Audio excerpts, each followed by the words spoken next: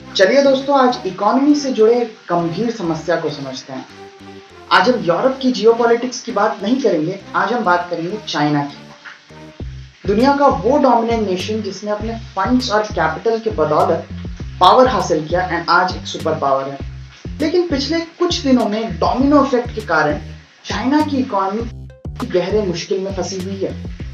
चलिए आज चाइना की इस समस्या को समझते हैं द यूथ स्पीक्स विद देव के इस एपिसोड में। At the stroke of the midnight hour, when the world sleeps, India will awake to life and freedom.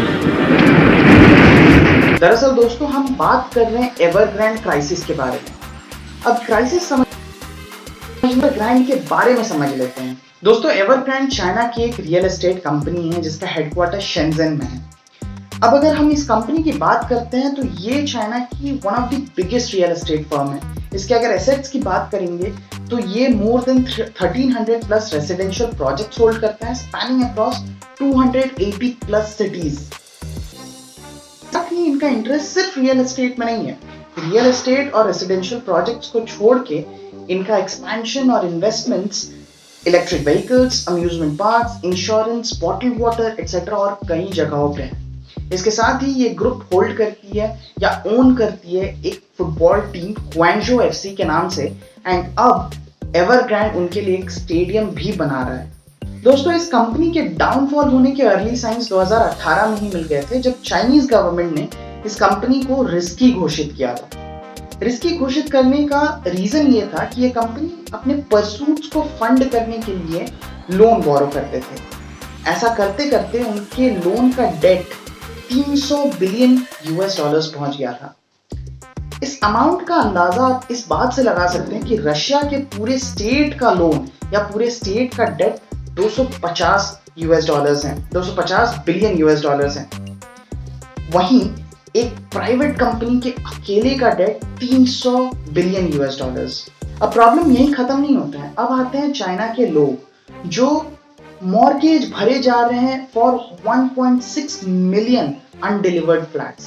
दोस्तों, आप समझते हैं चाइना के 3 रेड लाइन का कॉन्सेप्ट डेवलप किया गया था to improve the financial health in real estate sector. पहला रेड लाइन ये सजेस्ट करता है कि लायबिलिटी टू एसेट रेशियो आपका 70% से नीचे होना चाहिए। दूसरा रेड लाइन ये बोलता है कि कंपनी का जो डेट है वो शेयर होल्डर्स के फंड से नीचे होना चाहिए। तीसरा रेड लाइन ये बोलता है कि शॉर्ट टर्म डेट पे करने के लिए आपके पास इनफ कैश होना चाहिए। अगर आप इन तीनों रेड लाइन को क्रॉस करते हैं, जो कि एवरग्रांड ऑलरेडी कर चुका है, तो अब आप कोई भी पैसा लोन में नहीं ले सकते। एवरग्रांड ने अपने इन्वेस्टर्स को रीपे करने से मना कर दिया, इवन अपने एम्प्लॉइज को सैलरी देने से भी मना कर दिया है। इसका रिजल्ट हंगामा, प्रोटेस्ट, कुछ सिटीज में एवरग्रांड के ऑफिसेस बंद होना एटसेट्रा। एवरग्रांड ने इस मुसीबत से बचने के लिए अब डेट रीस्ट्रक्चरिंग कंपनी हुलिहान लोकी को हायर किया है, जिसका एक सब्सिडियरी लेमन ब्रदर्स है। क्या आपको ये स्टोरी कुछ जानी पहचानी लग रही है? एक मॉर्गेज के वजह से एक कंपनी बैंकरप्ट हो जाती है, जिसके डाउनफॉल के चक्कर में आता है outcome of the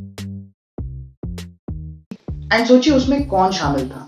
Lehman Brothers. दोस्तों, एवरग्रांड क्राइसिस को इन डेप्थ समझने के लिए हम इससे जुड़ी डोमिनो इफेक्ट को समझते हैं, यानी एवरग्रांड ग्रुप से जुड़ी हुई बाकी कंपनीज कैसे लॉस में जा रही हैं और इससे इन टर्न चाइनीज गवर्नमेंट को कितना लॉस होने वाला है।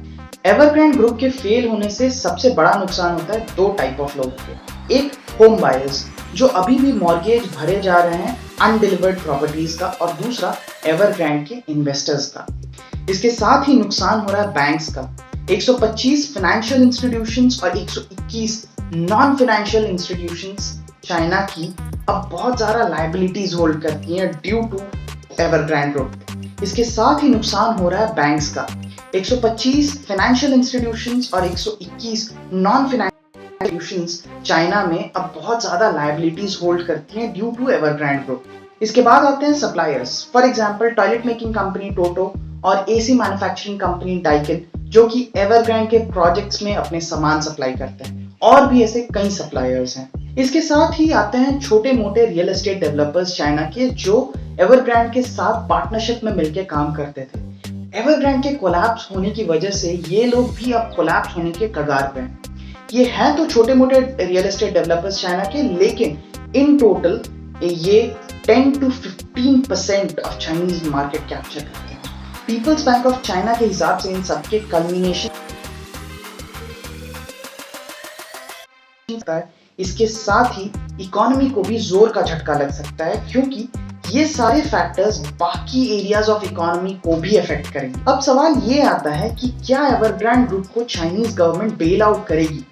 बेल आउट का मतलब ये होता है कि जितना भी डेट रहता है एक प्राइवेट कंपनी का, उसको गवर्नमेंट पे करती है थ्रू अ गवर्नमेंट कंपनी। इसका बेस्ट एग्जांपल है येस बैंक का फेलियर।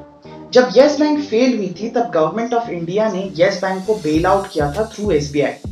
एसबीआई ने येस बैंक के सारे डेट पे किए थे एंड अब एसबीआई येस बैंक का एक मेजर शेयर होल्डर है। बट इसमें भी एक कैच है, गवर्नमेंट तभी किसी प्राइवेट कंपनी को बेल आउट करती है जब वो मानती है कि that company is too big to fail.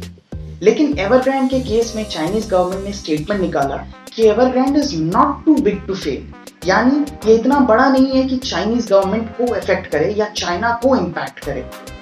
इसका मतलब है कि एवरग्रांड ग्रुप को चाइनीज गवर्नमेंट बेल आउट नहीं करेगी। चाइनीज गवर्नमेंट ने लेंडर्स को ये बोला है कि वो अपने रीपेमेंट के डेट्स आगे बढ़ा दे ताकि एवरग्रांड रीपे कर सके। अब एवरग्रांड के साथ आगे क्या होगा ये तो वक्त ही बताएगा, लेकिन जानने वाली बात ये रहेगी कि चाइना कैसे इस क्राइसिस से डील करेगा एंड क्या ये क्राइसिस ग्लोबल क्राइसिस का रूप लेगा लाइक इन 2008।